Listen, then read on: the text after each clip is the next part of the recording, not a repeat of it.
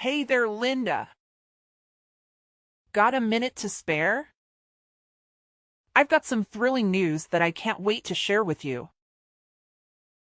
Good afternoon. Sure, I can talk for a while. What's going on? Well, first things first. How's James been? My son's been treating you well, I trust. He's a little silly sometimes, but he's got a heart of gold, you know. And, of course, I hope you're doing well yourself. You're a very smart, strong young lady, and I would hate to see anything happen to you. No worries on that front. James and I are just as we've always been. Nothing too dramatic to report. We're just living our lives to the fullest. That's music to my ears.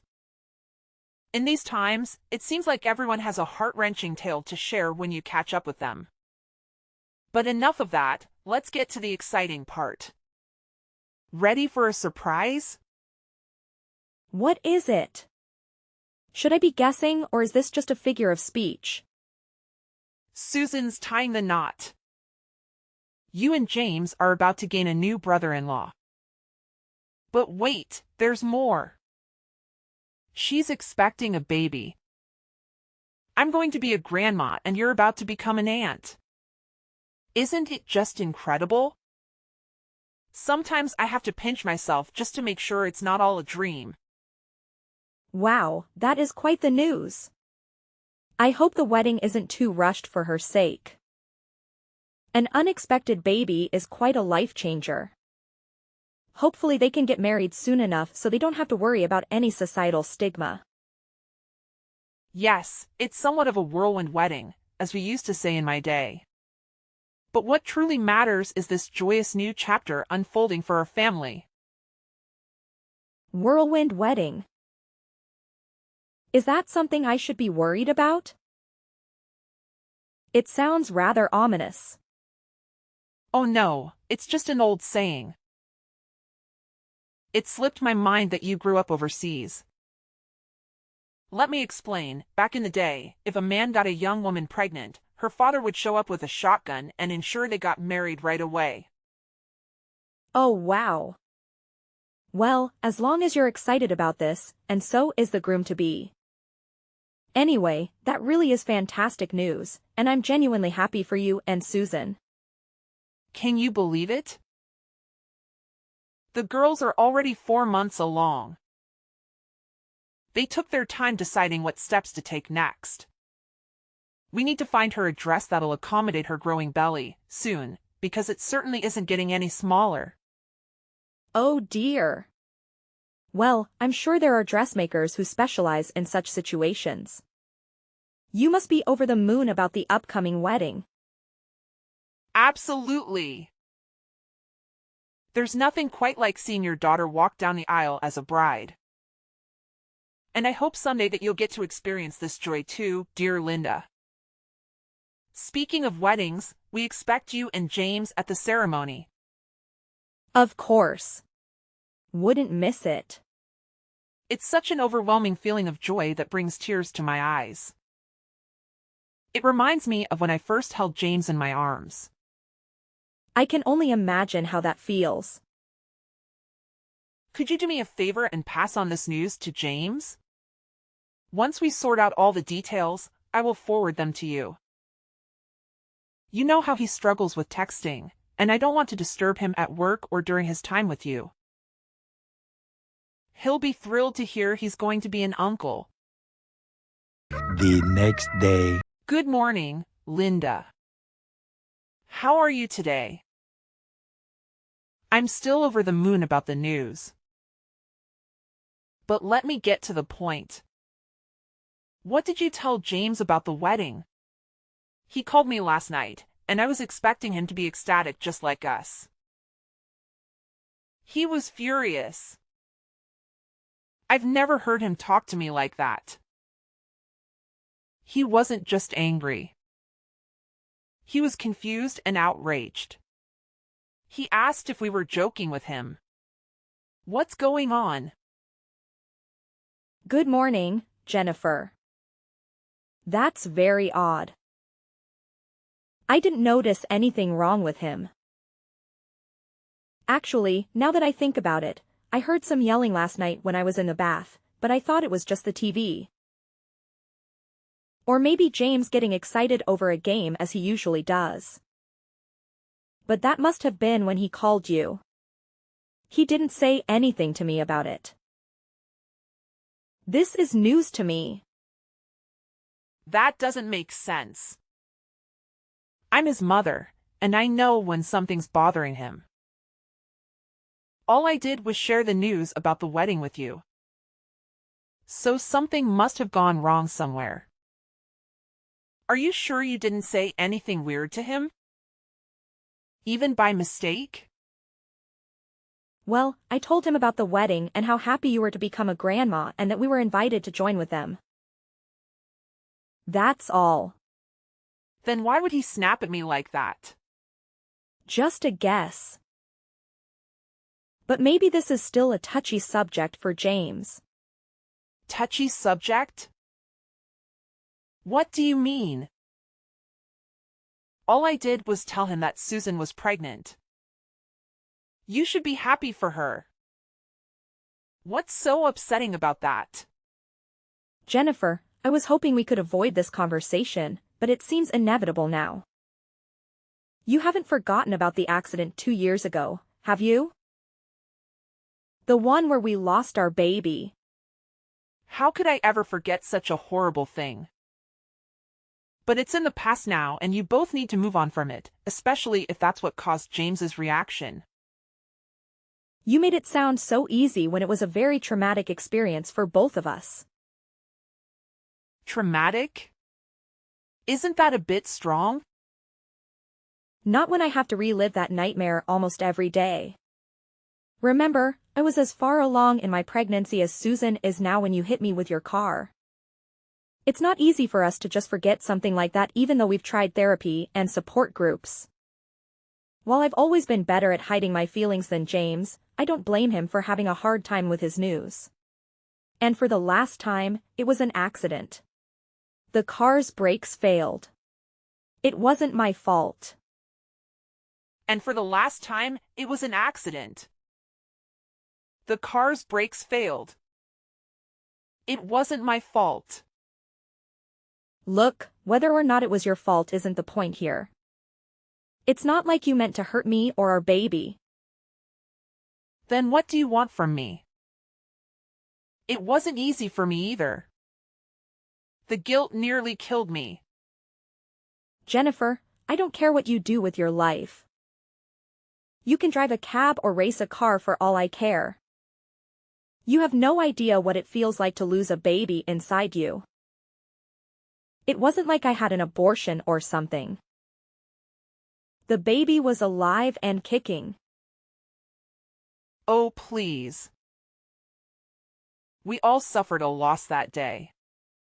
Don't you think I love that car? It was part of our family for so long, and then I had to scrap it because it was totaled. How can you compare your car to my miscarriage? Your car was just a thing. My baby was a life.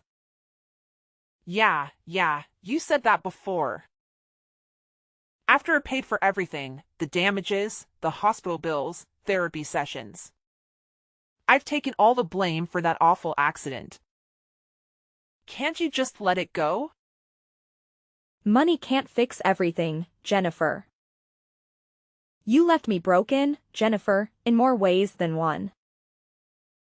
And now, even if James and I wanted to move on, we can't. You know I can never have another baby. Okay.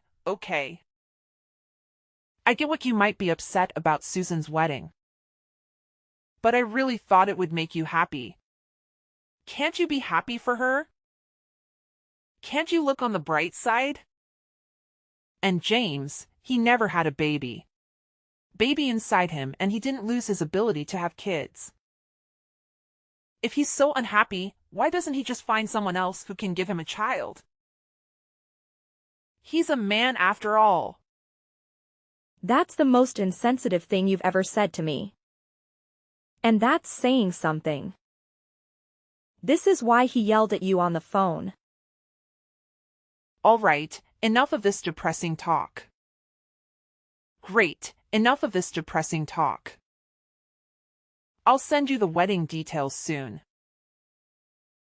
And you better be there, both of you. You need some fun and joy in your life after all this misery. Trust me. 2 weeks later. Grab a pen and paper, Linda. I have some exciting news for you. Susan and Joseph have finally set a date for their wedding. Hello, Jennifer. I hope you're doing well.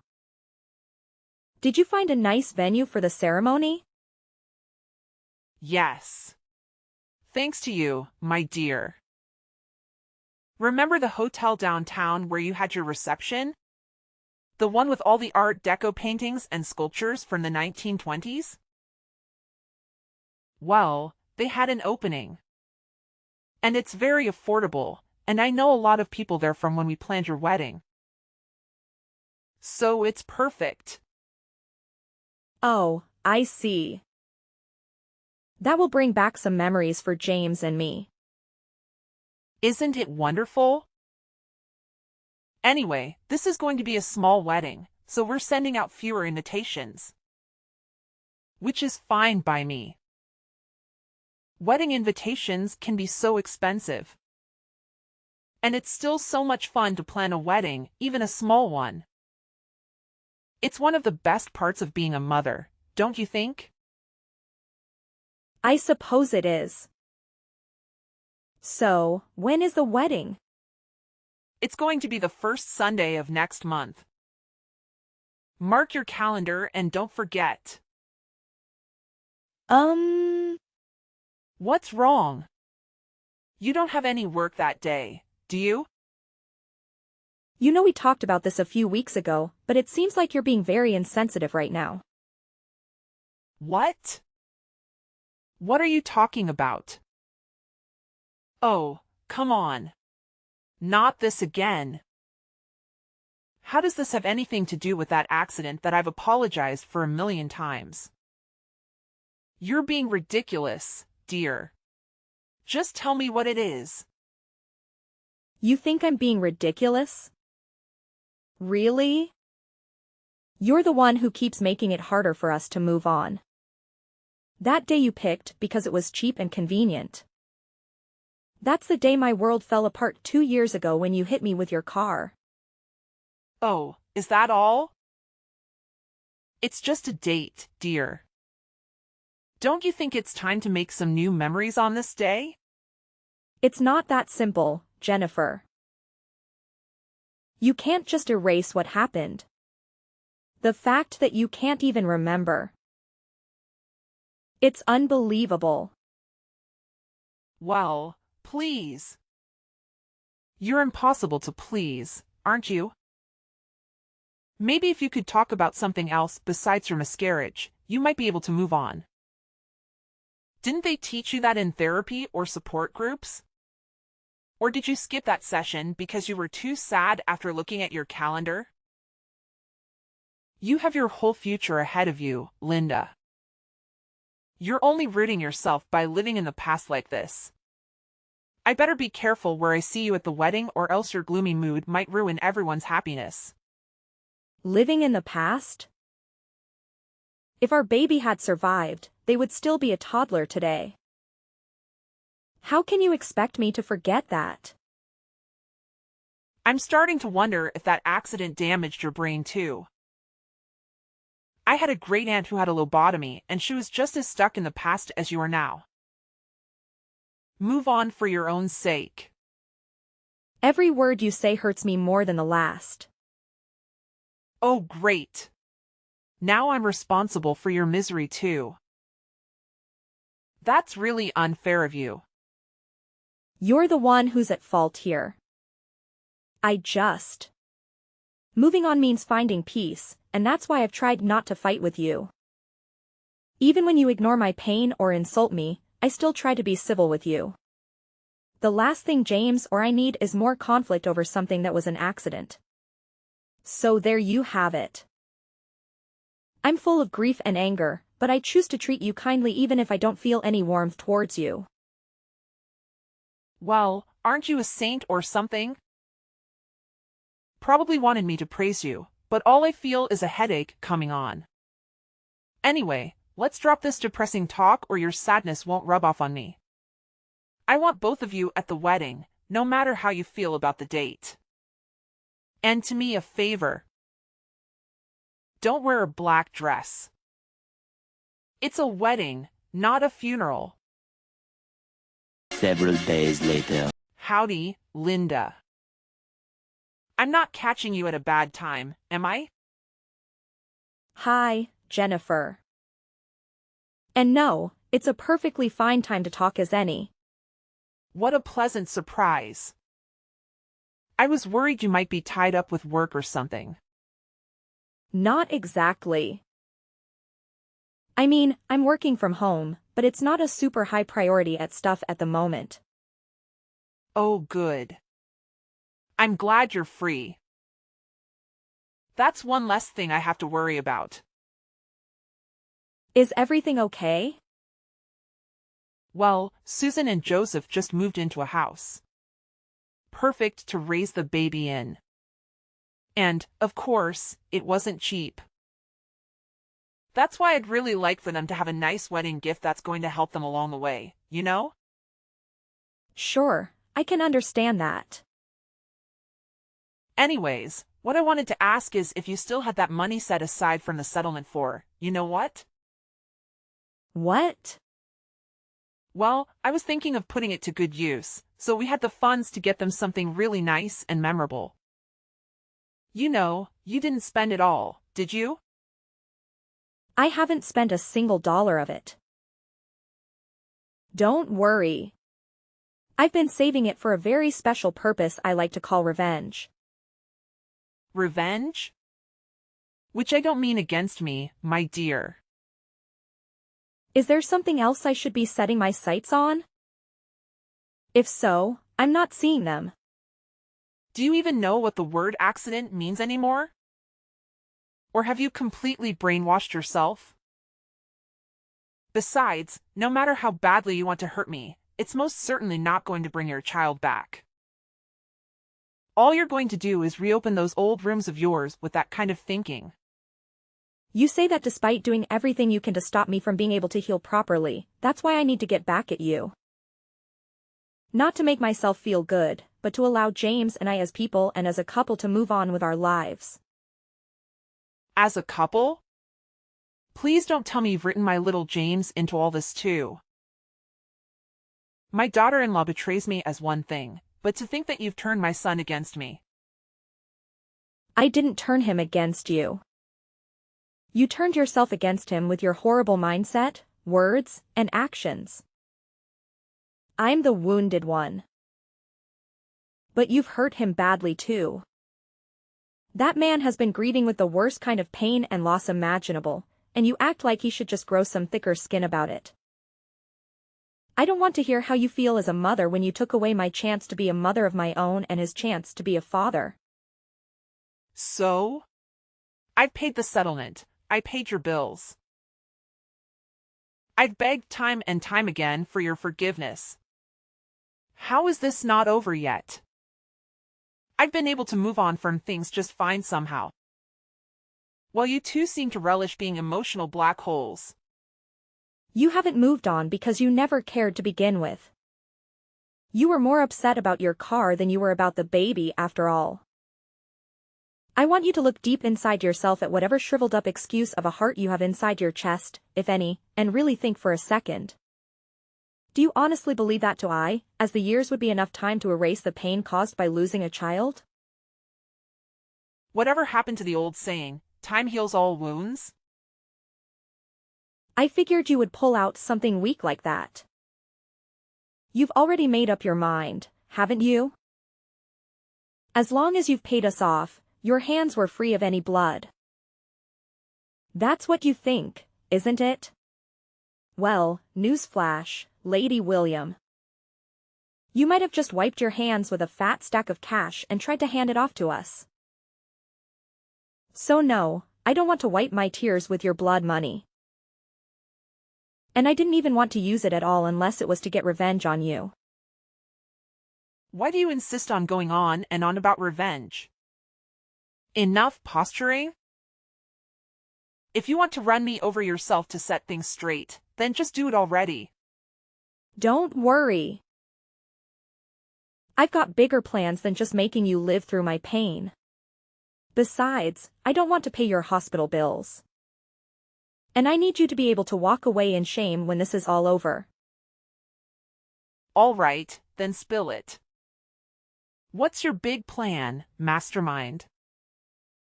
No can do.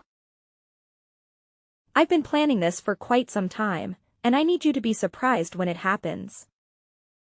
For now, feel free to go about your life knowing that soon everything you want will come to pass.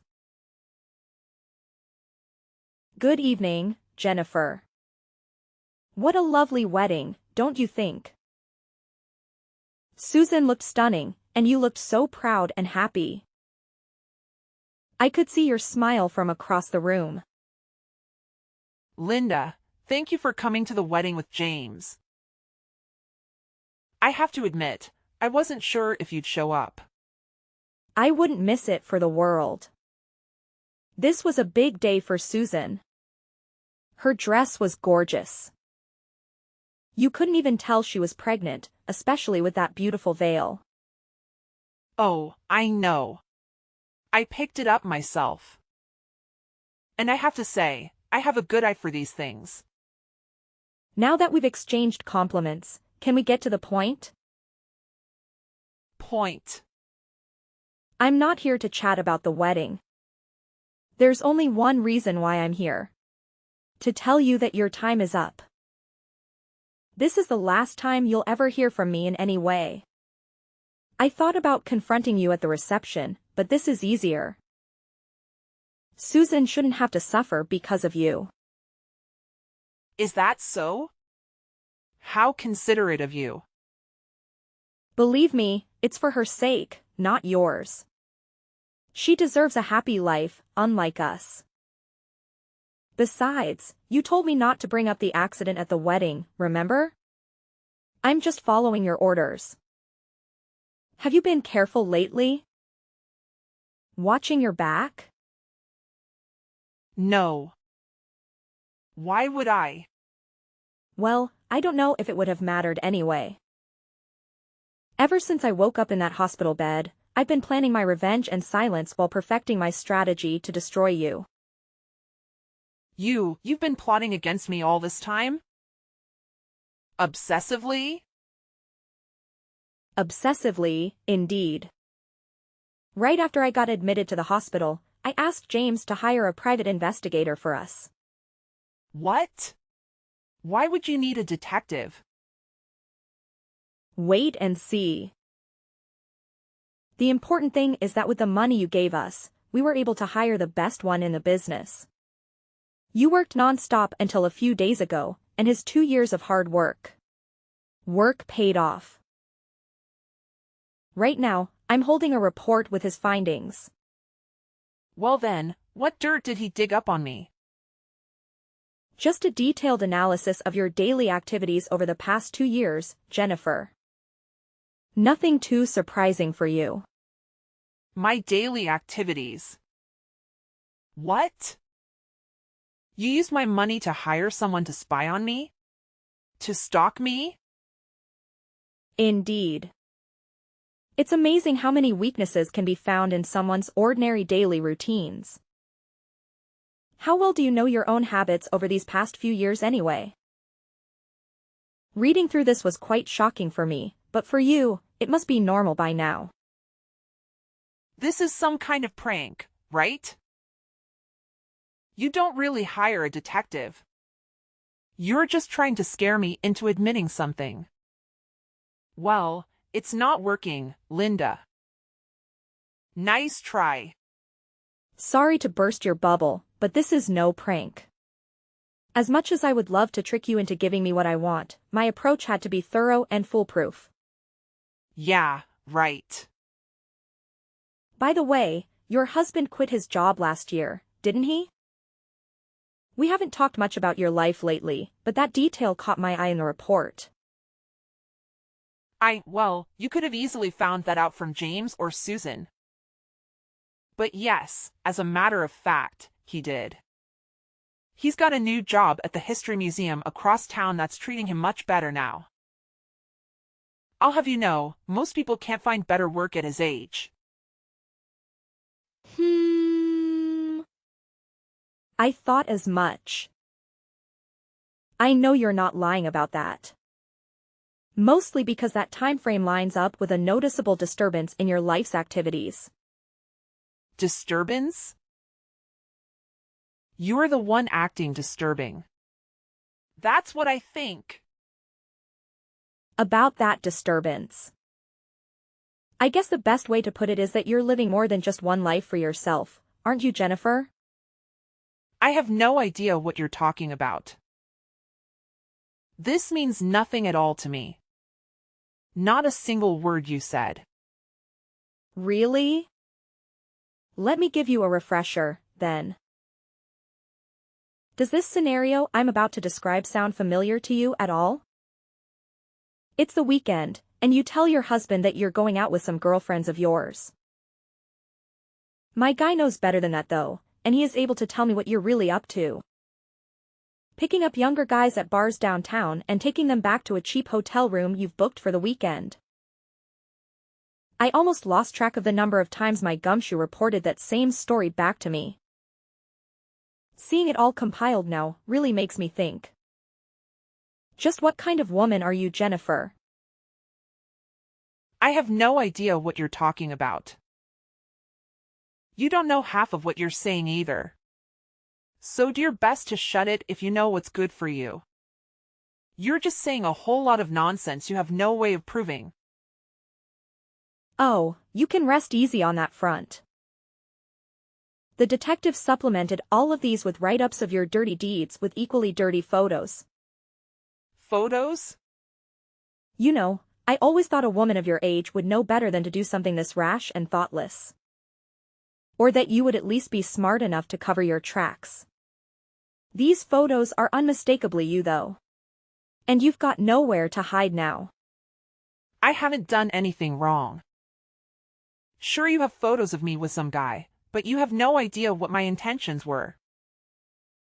Oh, I don't think it takes much for me or anyone else to piece that together. I definitely don't need to hire a detective to have a theory or two. Besides, even if you didn't do anything with this guy, certain facts stay true, immutably so. Namely, the fact that you lied to your husband about what you were doing all those weekends. Now, if you didn't think you were doing anything wrong, I have to ask. What were you thinking? Maybe I just didn't want him to worry about me while I went out for drinks, okay? Maybe.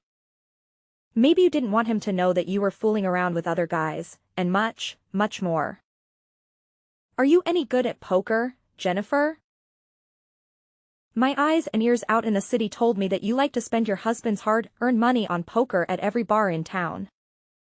It would probably be pretty bad for your image if your husband, Susan, or any of the lovely people at this wedding found out you had this side to you, huh?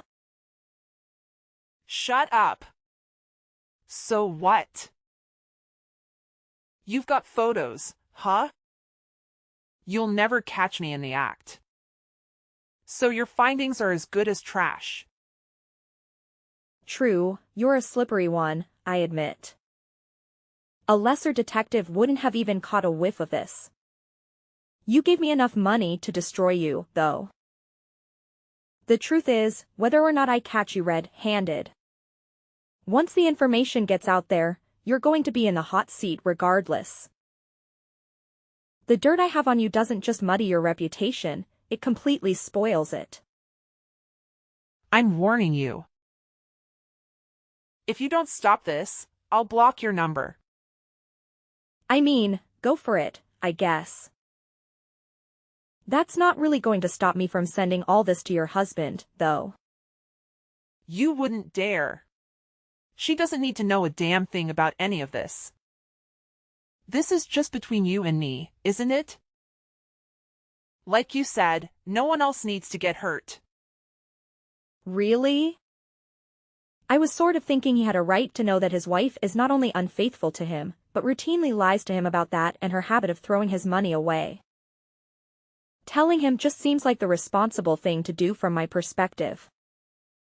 When I said I didn't want to hurt Susan, it was because I wanted this day to be special for her. If you found out, there's no way he'd do anything short of divorcing me, though.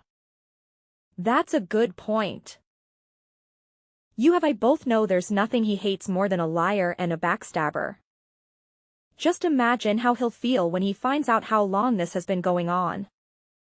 I know you're a gambling woman, but I wouldn't bet on the odds of him staying with you if I were you. How would I be able to live without him? That's impossible. You can't do this to me. Yeah. Without your husband's money, you're flat out broke, aren't you? I would offer to give you the money you used to settle with us back, but wouldn't you know it, I spent it all on that detective. Please, I'm begging you. Whatever you do, don't tell my husband. Don't tell Susan or anyone else, please. Your demands are getting less and less practical by the second, Jennifer. How am I supposed to just keep your secrets for you? James and I already know, so what's the harm in letting your daughter in on the fun too? They're all going to figure it out sooner or later. You're wrong. They don't have to know a thing. Not as long as you can stop it, right? Wrong. I don't care about protecting you. Not after what you've done. You haven't protected us after all. Rather, you've tried to throw us into the deep end and watch us flounder time and time again. This is revenge, plain and simple. Not for the accident, but for how horribly you've mistreated us these past few years. Me, James, your husband. Speaking of which, it really does seem like fate that it would all unravel on this day. Unlike you, your husband is well aware of the importance of this day, seeing as he calls us regularly to check in and support us emotionally. He's coming by today to observe the life of the baby we never had as a family. You wouldn't know much about grief, though, unless it was about your car, I guess. He's coming to you? Yeah. Do you have a problem with that? It's already so late in the evening, you know? And besides, if he's going somewhere, I thought he would tell me about it. Right, because you're always so truthful with him about what you get up to when the sun goes down. Well, why not hitch a ride with him in that case? Maybe he'll even let you get behind the wheel.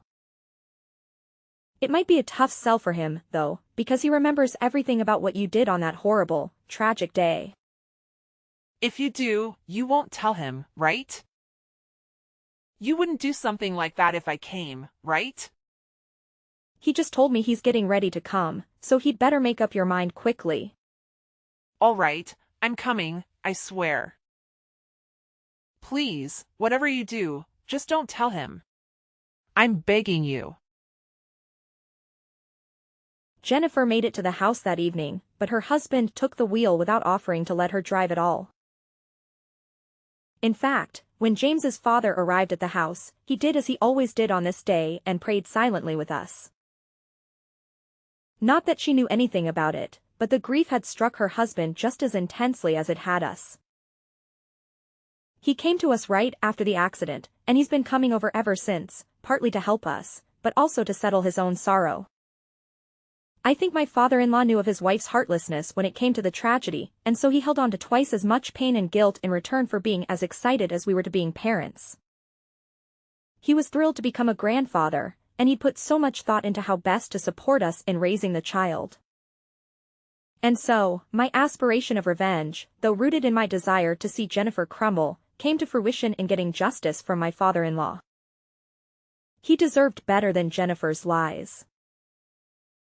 When he learned the truth, he said nothing. He drove home with her in silence and divorced her the next day. He's a man of few but powerful words. I can't imagine his anger and disgust. He called me a few days ago to say the divorce was done, and Jennifer was living in a dump near her poker clubs. We gave him and his lawyers all the evidence we had. She didn't even fight back. Now he, James, and I are free of her dark shadow.